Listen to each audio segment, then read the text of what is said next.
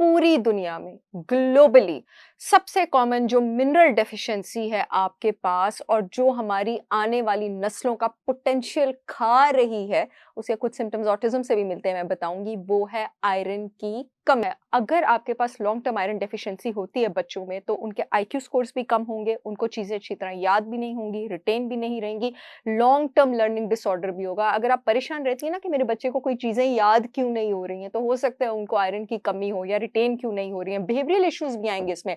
Autism और ADHD जैसे symptoms होते हैं, आयरन की कमी से भी हो सकते हैं, तो डायग्नोज करने में थोड़ी प्रॉब्लम हो सकती है।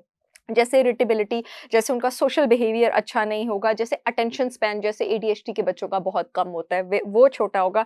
डेवलपमेंटल डिलेज भी, जो माइलस्टोन्स होते हैं बच्चों के, जैसे वॉकिंग, क्रॉलिंग, स्पीच, वो डिले, ये सब भी आयरन की कमी से आपके पास हो सकते हैं। एक मैं आपको छोटा सा चार्ट बता दूं, जिससे आपको पता होना चाहिए कि आपके बच्चों की आयरन की क्या रिक्वायरमेंट है। जो 4 से 8 साल की उम्र के लड़के और लड़कियां हैं 10 मिलीग्राम, 9 से 13 8 मिलीग्राम, 14 से 18 साल के जो लड़के हैं 11 मिलीग्राम, और 14 से 18 साल की लड़कियां, क्योंकि उनको पीरियड शुरू हो गए होते हैं और हो जाने चाहिए, वो आपके पास तकरीबन 15 मिलीग्राम। ये एफडीए अप्रूव्ड है, इसका कोई साइड इफेक्ट नहीं है, और इसका एक बार का जो इस्तेमाल है वो आपको 6 से 8 milligram of elemental bioavailable iron देता है, यानी आप ये बॉडी में एब्सॉर्ब कर सकते हैं।